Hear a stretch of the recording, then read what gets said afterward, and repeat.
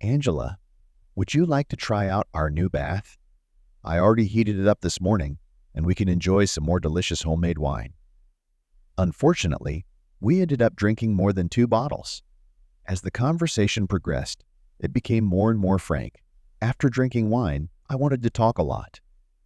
Angela, who is my mother-in-law and recently celebrated her 47th birthday, joined us.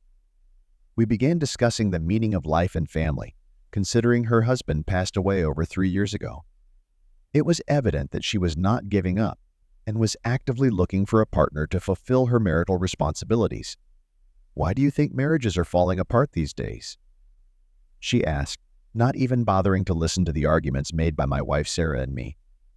She continued, "It's all about boredom and the unwillingness of couples to grow in all aspects. It's like a hunger. At first, you just want to fill your stomach, but then you get satiated and lose interest in the delicacies.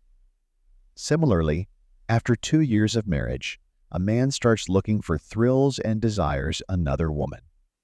If no one finds out about it, the husband will be satisfied and the wife will remain happy." These conversations with my mother-in-law made me see her in a different light. Unbeknownst to us, the conversation turned to our own relationship. Angela, my mother-in-law, identified signs of incipient boredom in our marriage and suggested we find a remedy.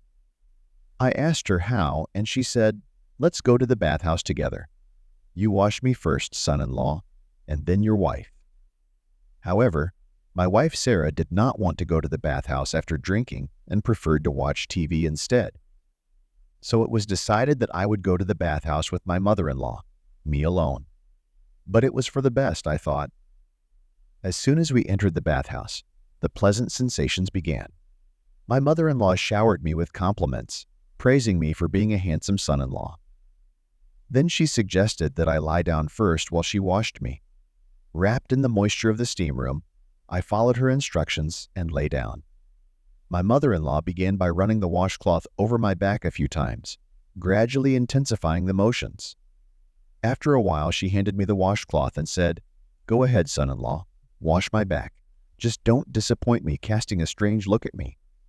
Eventually, my mother-in-law lay down, and I, holding the washcloth in my hands, stood there pondering her words. The atmosphere was pleasant, and I confidently declared, "Now, Angela, I'm going to give you a wonderful massage that will make you truly experience the art of taking a bath." Taking a loofah in my hands, I began to vigorously massage her back. During this process, everything around me seemed hazy. Everyone knows that you should drink after the bath, not before. In the midst of this madness, an incident occurred between my mother-in-law and me, which it is better not to tell my wife about. Shortly afterward, my mother-in-law kissed me, expressed her gratitude, and left the bathhouse with a smile. As she left, my legs gave out, and I sank down on the bench, exhausted. Reflecting on the situation, I thought about the advantages of having my own bathhouse.